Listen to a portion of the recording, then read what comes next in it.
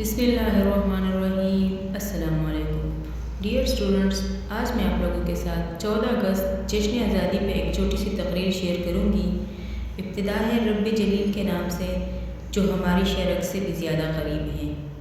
یہ سورج یہ ستاروں کا جہاں کوئی نہیں دے گا، یہ سورج یہ ستاروں کا جہاں کوئی نہیں دے گا، زمیں کوئی تو تم کو اما کوئی نہیں دے گا۔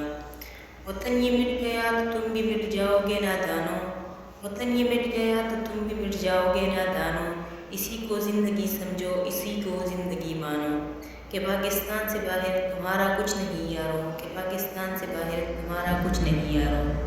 جناب صدر، میں جب تاریخ کا مطالعہ کرتی ہوں تو خود کو کئی برس پیچھے محسوس کرتی ہوں۔ میں دیکھتی ہوں کہ شہیدوں کے لہو سے لکھی گئی تحریر، قائد کی انتھک محنت کی تصویر، اقبال کے خواب کی تعبیر، میرا پاکستان لہو لہان جب ظلم و جبر کے شکنجوں کو توڑ کر دنیا کے نقشے پر روشن بن کر ابھرتا ہے تو لوگ چل کر کہتے ہیں کہ چند ماہ و سال سے زیادہ جم نہ پائے گا اور دنیا کے نقشے سے غائب ہو جائے گا۔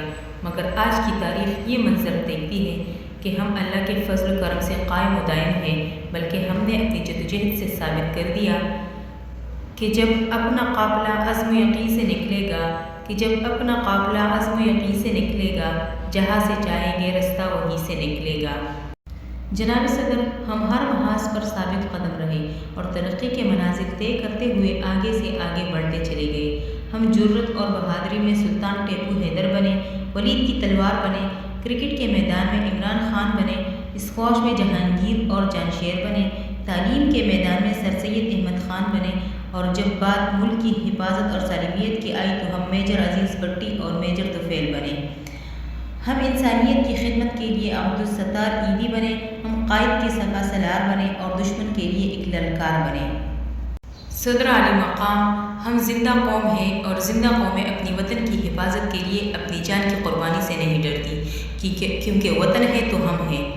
ہے جرم اگر وطن کی مٹی سے محبت، ہے جرم اگر وطن کی مٹی سے محبت، یہ جرم سدا میرے حسابوں میں رہے گا۔